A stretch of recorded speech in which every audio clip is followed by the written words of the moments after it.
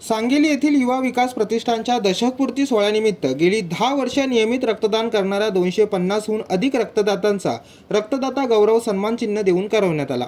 सावंतवाडी तालुक्यातील सांगली येथे युवा विकास प्रतिष्ठानच्या दशकपूर्ती सोहळ्यानिमित्त रक्तदान शिबिर आयोजित करण्यात आले। यामध्ये 40हून अधिक रक्तदात्यांनी रक्तदान केले। गेल्या 10 वर्षापासून वर्षाचा पहिला रविवार म्हणजेच रक्तदान शिबिर भरवत असत। या कार्यक्रमाची सुरुवात दीप प्रज्वलनाने झाली आणि त्यानंतर व्यासपीठावरील मान्यवरांना शाल, श्रीफळ, गुलाब, पुष्प देऊन स्वागत करण्यात आले।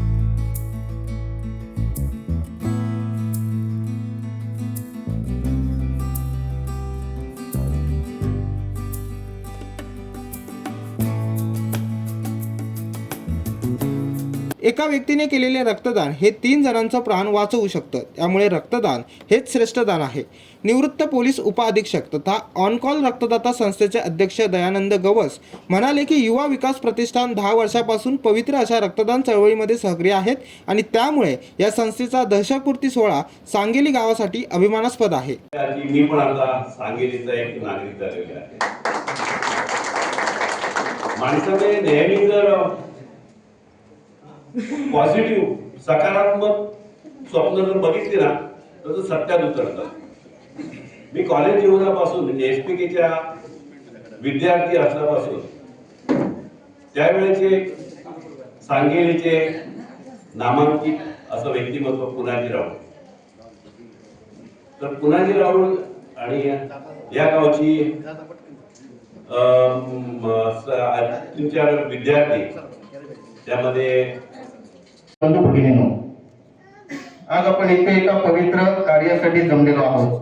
आपल्याला माहितीच आहे, माणूस चंद्रावर पोहोचला त्याने विज्ञानात प्रगती त्यांचे गाव म्हणून ओळखले जाईल यात शंका नाही।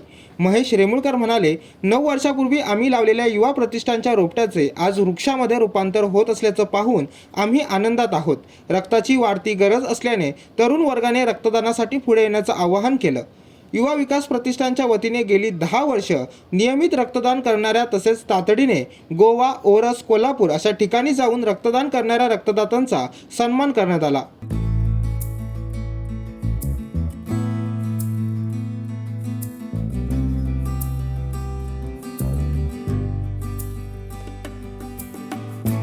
यावेळी व्यासपीठावर निवृत्त पोलीस उपअधीक्षक दयानंद गवस, माजी जिल्हा परिषद सदस्य पंढरीनाथ लक्ष्मण राऊळ, सरपंच लऊ भिंगारे, सिंधुदुर्ग बँक संचालक रवींद्र मडगावकर, सैनिक पतपेढी चेअरमन बाबूराव कविटकर, सुनील राऊळ, उपसरपंच संतोष नार्वेकर, बबन सांगेलकर, दीपक सांगेलकर, सागर सांगेलकर, वामन नार्वेकर, बाबली चिले अन्य उपस्थित होते। तसेच सावंतवाडी उपजिल्हा रुग्णालयाचे डॉक्टर अभिषेक कांबळे, श्रीमती प्रियंका रेडकर बागेवाडी यांनी सहभाग दर्शविला।